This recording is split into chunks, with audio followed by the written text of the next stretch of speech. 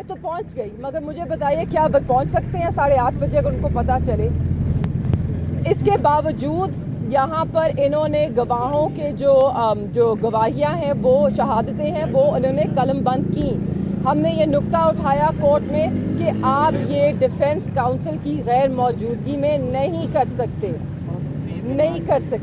और पहले तो जब हम कोर्ट में गए तो मुल्ज़मान भी पेश नहीं थे, और वहाँ पर ये विटनेसेस के जो स्टेटमेंट्स हैं वो रिकॉर्ड हो रहे थे।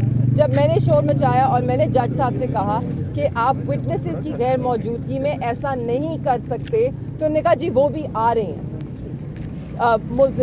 ना अक्यूज़ वहाँ थे, ना लॉयर्स वहाँ थे जब इन्होंने ये सारी कार्रवाई शुरू की।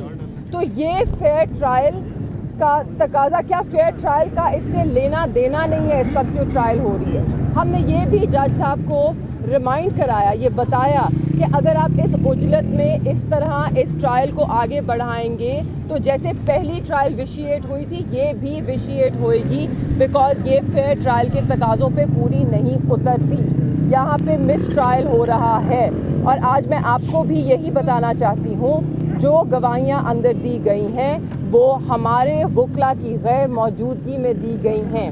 इस सिलसिले में खान साहब ने और शाह महमूद कुरैशी साहब ने अपना प्रोटेस्ट भी लॉन्च करवाया है और रिटन उनको प्रोटेस्ट भी दिया है जज साहब को। अब ऑर्डर ये रिफ्लेक्ट करता है या नहीं करता वो मुझे मालूम नहीं, क्योंकि ऑर्डर में क्या लिखा जाता है और अंदर क्या होता है उनमें कभी कभी तज़ाद ज़रूर होता है। तो आप लोगों को सिर्फ ये पता होना चाहिए, जितने भी गवाह पेश हुए हैं जल्दी उजलत में उनके ज़रूर बयानात जो हैं वो रिकॉर्ड हुए हैं, मगर हमारे वकील वहाँ मौजूद नहीं थे। शुरू में दोनों अक्यूज़ खान साहब और शाह महमूद कुरैशी साहब वो भी वहाँ मौजूद नहीं थे। इसके बावजूद ये कार्रवाई आज चली है। हमने प्रोटेस्ट भी किया है और 8 घंटे कार्रवाई चली है। 8 घंटे जेल के अंदर ये कार्रवाई चली है। आपके सामने हम 4:30 बजे बाहर आ रहे हैं।